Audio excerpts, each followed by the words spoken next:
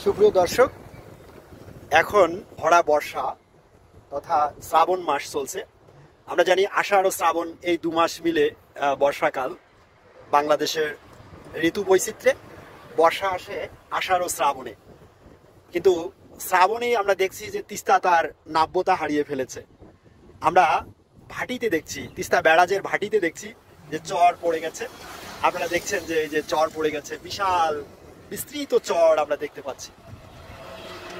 বিশেষজ্ঞরা বলছেন এই নদী তার নাব্যতা হারিয়ে ফেলেছে। এখানে এখন ড্রেজিং এর প্রয়োজন আছে। বালুর স্তর ভেসে উঠেছে, বালু এত বেশি পড়েছে যে এটা এখন এই নদী ড্রেজিং না করলে এটা তার নাব্যতা আর কখনোই ফিরে পাবে না। এর খারাপ যে ইম্প্যাক্টটা আছে, খারাপ যে প্রভাবটা আছে, সেই খারাপ প্রভাবটা কিন্তু সুদূর প্রসারী। এভাবে এখনই যদি তিস্তা তার নাব্যতা হারায় তাহলে এখানে পানি থাকবে না। পানি না থাকলে জীববৈচিত্র্য হুমকির সম্মুখীন হয়ে যাবে। তিস্তা যে মাছের আবাস ছিল, সেই মাছের আবাস হিসেবে তার ঐতিহ্য হারিয়ে ফেলবে। তিস্তা আমরা জানি যে তিস্তা তার বৈরাল মাছের জন্য বিখ্যাত, কিন্তু এই তিস্তায় এখন আর বৈরাল মাছ পাওয়া যায় না, কারণ এই তিস্তা তার নাব্যতা হারিয়ে ফেলেছে ইতিমধ্যে।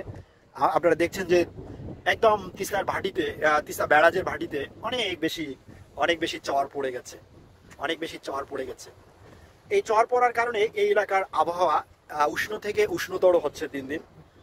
তো আমরা কর্তৃপক্ষের কাছে, বিশেষ করে সরকারের কাছে আবেদন জানাবো তিস্তা যেন ড্রেজিং এর ব্যবস্থা করা হয়, ড্রেজিং এর ব্যবস্থা করে এর নাব্যতা যেন ফিরিয়ে আনা হয়। সুপ্রিয় দর্শক, আপনারা দেখছেন আমরা এখন তিস্তা ব্যারাজের উপরে আছি। শ্রাবণেই তিস্তা শুকিয়ে গেছে এবং এর বুকে চর পড়েছে। তিস্তার বুক জুড়ে আমরা দেখতে পাচ্ছি বিস্তীর্ণ চর। এখন শ্রাবণ মাস, ভরা বর্ষা, কিন্তু এই শ্রাবণেই তিস্তা তার নাব্যতা হারিয়ে ফেলেছে। নাব্যতা হারিয়ে ফেলার কারণে এর বুকে বিস্তীর্ণ চর জেগেছে। এর ফলে এই এলাকার জীববৈচিত্র্য হুমকির মুখে পড়বে এবং আবহাওয়া উষ্ণ থেকে উষ্ণতর হয়ে যাবে। ধীরে ধীরে তিস্তা তীরবর্তী অঞ্চল, এই এলাকা বসবাসের অনুপযোগী হয়ে যাবে।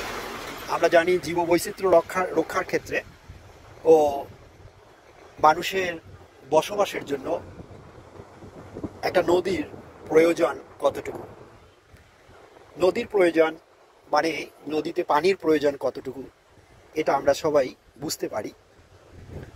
এ থেকেই বলা যায় যে তিস্তা তার নাব্যতা হারিয়ে ফেললে এখানকার জীববৈচিত্র্য হুমকির মুখে পড়বে ও এই অঞ্চলের আবহাওয়া উষ্ণ থেকে উষ্ণতর হয়ে যাবে। ফলে এই অঞ্চল মানুষের বসবাসের অযোগ্য হয়ে যাবে। আপনারা দেখছেন এখন তিস্তা ব্যারাজের যে গেট আছে, সেই গেটের নিচে কিন্তু দেখতে পাচ্ছি আমরা এই যে শুকায় গেছে, অর্থাৎ এর উজান যে অংশটা আছে, সেই উজান অংশটাও ইতিমধ্যে শুকিয়ে গেছে। আমরা দেখতে পাচ্ছি যে চর পড়ে গেছে, এর উজান অংশেও চর পড়ে গেছে। এটা গেটের নিচের অংশ, যে গেটগুলো আছে সেই গেটের নিচে আমরা দেখতে পাচ্ছি যে এটা শুকিয়ে গেছে।